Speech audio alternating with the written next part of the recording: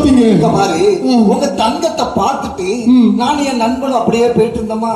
அப்போ வெகு தூரத்துல ஒரு வாலிபன் தலைநறை ரத்தத்தோட மரண பயத்தோட ஐயோ அம்மா காப்பாத்துங்கிற சத்தத்தோட ஓடி வரான். சரி. அவனுக்கு பின்னாடி இன்னொரு வாலிபன் கையில பெரிய அருவலோட இன்னைக்கு உன்னை கொல்லாம விட மாட்டேன் நான் சத்தத்தோட ஓடி வரான். சரி. அவனுக்கு பின்னாடி இன்னொரு வாலிப பொண்ணு கையில பெரிய கத்தியோட இன்னையோட கதை முடிந்ததுன்னு சத்தத்தோட ஓடி வரா. சரி. இவங்க எல்லாம் யாருன்னு விசாரிச்சு பார்த்தா யாரு? முன்னாடி ஓடி வந்தானே அவன் கூட பிறந்த தம்பியும் தங்கச்சியும் தான். எனக்கு கூட பிறந்த தம்பி தங்கச்சிமா ஒரே ரத்தம் ஒரே வயிற்றுல பிறந்தவங்க. ஆமா, எதுக்கு கொல்ல போனாங்க? எதுக்கா? இங்க பாரு, ரெண்டு வீட்டுக்கு இடையில உள்ள ஒரு சின்ன காம்பவுண்ட் சுவருக்காக தான் கூட பிறந்த அண்ணனையே கொல்ல துணிஞ்சிட்டாங்கப்பா. சின்ன காம்பவுண்ட் சுவருக்காகவா? சின்ன காம்பவுண்ட் சுவர் ஒரு 100 செங்கல் 2 மூட்டை சிமெண்ட் தான்ப்பா இருக்கும். மணல் கூட ஆத்துல ஆட்டைய போட்டு வந்தது. அப்படியா? ஆமா. அங்க பாரு, அந்த 100 செங்கலுக்கு 2 மூட்டை சிமெண்ட்டுக்கு இருக்கிற மதிப்பு கூட தான் கூட பிறந்த அண்ணனுக்கு இல்ல. பாரு, உங்களுடைய அன்பு எங்கப்பா போச்சு? அது சரிதான். இங்க பாருங்க, யார சொன்னாலும் ஏதாவது குறை சொல்றீங்கல்ல. நான் இப்ப சொல்ல போறவங்க நீங்க குறையே சொல்ல முடியாது. யார்? இயேசுநாதரா? இல்ல, அவங்க பிள்ளைங்க. ஆமா, எங்க கிறிஸ்தவ விசுவாசிகளை பாருங்க, அவங்க முகத்தை பாருங்க. அவங்கள நீங்க குறையே சொல்ல முடியாது. அவர்கள் தங்கமும் இல்லை வைரமும் இல்லை வைடூரியங்கள் விலை மதிப்பற்றவர்கள். அப்படியா? ஆமா, அவங்களை பார்த்தாலே போதும், விலையே தெரியாது. ஓஹோ. ஆமா, அவ்வளோ விலை மதிப்பற்றவர்கள். சரி சரி. காத்துல ஒண்ணு சொல்லணும். காத்துலயா? வா, காத்த கடிக்க மாட்டேன். அவங்க எல்லாம் விசுவாசி கிடையாது, விஷ ஊசி. அப்படி சொல்றோம்னா பாவம் எப்படி செய்யணும்னு தெரிஞ்சே செய்வாங்க. பாவம் மன்னிப்பு கொடுக்கத்தான் இயேசுநாதர் இருக்காருல்ல. அவர்கள் விசுவாசிகள், வைரங்கள், விலங்கதிப்பற்றவர்கள், தங்கங்கள். அவங்க இருக்கிறத பார்த்தா நீங்க காத்துல சொன்னது அங்க வர கேட்டுச்சுன்னு நினைக்கிறேன். யாருக்கும் கேட்க கூடாது, நம்ம காதுக்கு உள்ள என் நாக்க போட்டு சொன்னேன். நாக்க போட்டா? ஆமா. ஐயோ, இங்க பாருங்க, நான் சொல்றத கேளுங்க. யாரை பார்த்து என்ன கேட்க? நீ இந்த உலகத்திற்கு வருவதற்கு முன்பாகவே நான் வந்து விட்டேன். நான் தான் இந்த உலகத்தின் அதிபதி. எங்கிருந்து வருகிறேன் என்றா கேட்டால் எங்கிருந்தும் வர வேண்டிய அவசியம் எனக்கு இல்லை. நான் எங்கும் இருப்பேன், எப்போதும் இருப்பேன். கோச்சிக்காதீங்க சார், தெரியாம கேட்டுட்டேன். ஆமா, அது என்ன உலகத்தின் அதிபதி? ஒன்னும் புரியலையே. அதுவா?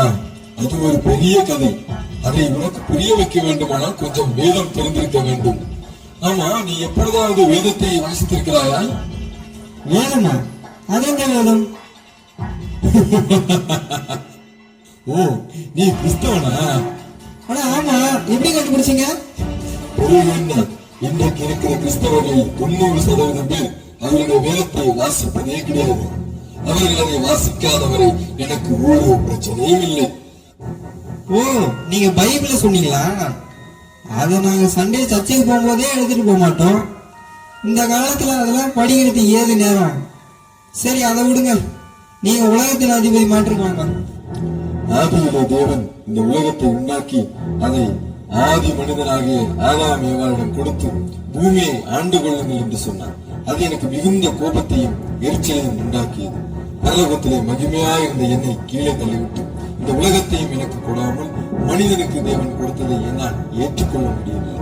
சோ, என்னுடைய கிரிமினல் மூளையை யூஸ் பண்ணி தந்திரமா இந்த உலகத்தை மனிதனிடமிருந்து என்னுடைய கட்டுப்பாட்டுக்கு கொண்டு வந்து விட்டேன். இதைத்தான் பரிசுத்த வேதாகமம் 1 யோவான் 5:19 இப்படியாக சொல்லி இருக்கிறது. உலகம் முழுவதும் பொல்லாங்குக்குள் கிடைக்கிறது. இதையெல்லாம் நீங்கள் படிப்பதும் கிடையாது, புரிந்து கொள்வதும் கிடையாது. முதல்ல உலகத்தின் அதிபதி நீங்க, இப்ப பொல்லாங்கன் அப்படின்னு சொல்றீங்க. உங்க நிஜ பேர் தான் என்ன? எனக்கு பல பெயர்கள் உண்டு. பொய்யன், பொய்க்கு பிதான், பொல்லாங்கன், திருடன், கேட்டின் மகன், மனுஷ கொலைபாதகன், எதிராளி, இப்படி பல பெயர்கள் உண்டு. எல்லாவற்றையும் சொல்ல நேரம் போதாது. அடேங்கப்பா, இத்தனை பேர்களா? ஆச்சரியமா இருக்குது. அது போகட்டும், உங்க பூர்வீகத்தை பத்தி கொஞ்சம் சொல்லுங்களேன்.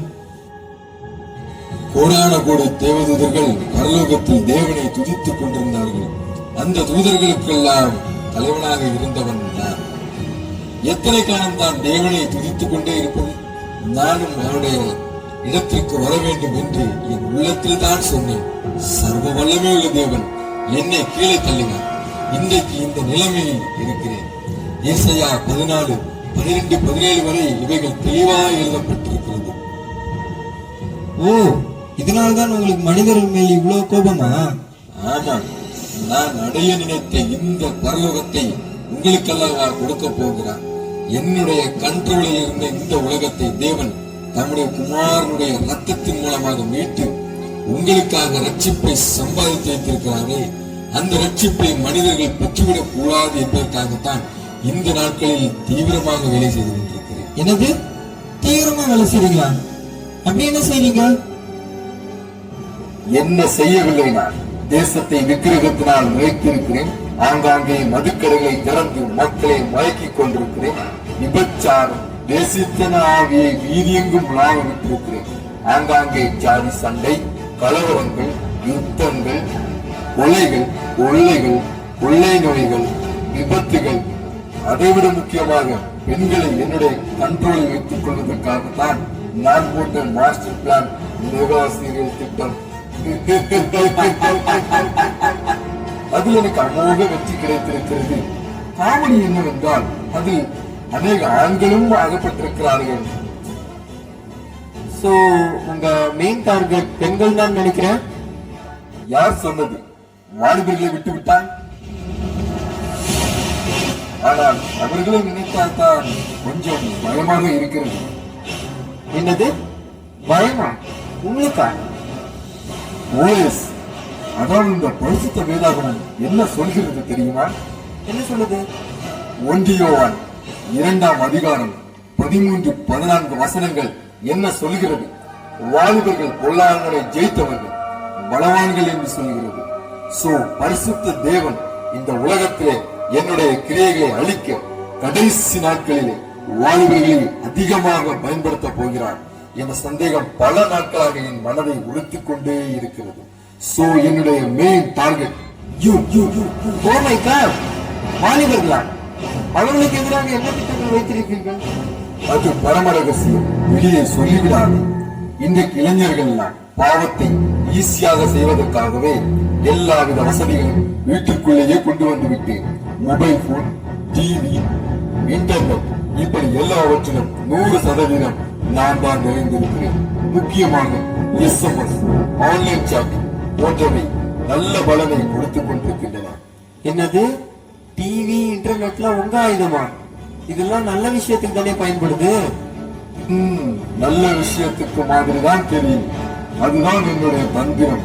தேவனுக்கு என்று கொடுக்க வேண்டிய நேரத்தை கொடுக்க விடாமல் மற்ற உலகத்தின் காரியங்களுக்கு உங்களை திசை திருப்பது என்னுடைய முக்கிய நோக்கம். அதை நான் செய்துவிட்டாலே போதும், நீங்கள் தேவ கோபாக்கனைக்கு ஆளாகி விடுவீர்கள். ஆனால் இன்று கூட நிறைய வாலிபர்கள் கையில் பைபிளுடன் சபைக்கு செல்கிறார்களே. கையில் மற்றும் தலையணைக்கு கீழ் பைபிள் வைத்திருப்பவர்களை பற்றி எனக்கு கவலை இல்லை. அந்த ஜீவ வார்த்தையை இருதயத்தில் வைத்திருப்பவர்களை கண்டால்தான் எனக்கு டப்பா டான்ஸ் ஆடிவிடும். அதனால்தான் வேதத்தை வாசிப்பதற்கோ அதை தியானிப்பதற்கோ விடவே மாட்டேன். அப்படியானால் சபைக்கு செல்கிற வாலிபர்கள் இப்போதெல்லாம் ஜபிப்பது, வேதம் வாசிப்பதெல்லாம் கிடையாதா? மொத்தமாக அப்படியெல்லாம் சொல்லிவிட முடியாது. ஏதோ வாலிபர் கொண்டாட்டம் நடக்கிறதா? அந்த சபையின் வாலிபர்கள் இப்போது கர்த்தருக்கான வைராக்கியமாக இருக்கிறார்கள். நான் இங்கே வர வேண்டியது இருந்ததால் சில குட்டி சாத்தான்களை அங்கே அனுப்பி வேறு பார்த்து சொல்லி இருக்கிறேன். இதையெல்லாம் இவ்வளவு பிரயாசப்பட்டு எதற்காக செய்கிறீர்கள்? அட, என் கூட சேர்ந்தவன, இந்த சர்வ வல்லமுள்ள தேவன் என்னை கடைசி நாளிலே தள்ளுவதற்காக நரகம் என்ற ஒன்றை ஏற்படுத்தி இருக்கிறார். அங்கே நான் மட்டும் தனியாக எப்படி செல்வது? அதனால்தான் ஒரு கூட்ட மக்களையும் உன்னையும் எப்படியாவது அந்த நரகத்திலே தள்ளிவிட வேண்டும் என்று பிரயாசப்பட்டுக் கொண்டிருக்கிறேன். ஹலோ, நரகம் உங்களுக்காக தானே ஏற்படுத்தப்பட்டிருக்குது. எங்களையா சேர்த்துக்கிறீங்க? என் அடியாளுக்கு போன் பண்றான்.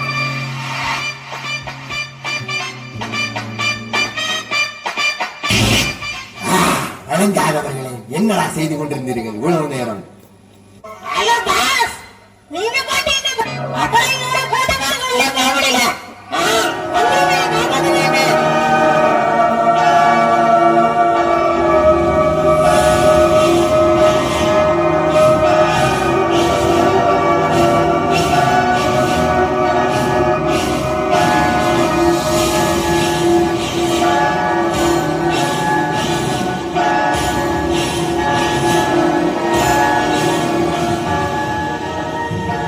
இவனைக் கண்டு நீங்கள் அஞ்ச வேண்டாம். 2000 ஆண்டுகளுக்கு முன்பாகவே என்னுடைய சிலுவை மரணத்தினால் இவனுடைய தலையை நான் நசுக்கிவிட்டேன். இதோ உலகத்தின் முடிவு பரியந்தம் சகல நாட்களிலும் நான் உங்களுடனே கூட இருக்கிறேன். ஆனாலும் தெளிந்த புத்தியுள்ளவர்களாயிருங்கள், விழித்திருங்கள், ஜாக்கிரதையாயிருங்கள். இது கடைசி காலம். உங்கள் எதிராளியாகிய பிசாசானவன் கர்ஜிக்கிற சிங்கம் போல் எவனை விழுங்கலாமோ என்று வகை தேடி சுற்றித் திரிகிறான். உங்கள் சொந்த பலத்தினால் இவனை மேற்கொள்ள முடியாது. என்னுடைய பரிசுத்த ஆவியின் வல்லமையை தரித்துக் கொள்ளுங்கள்.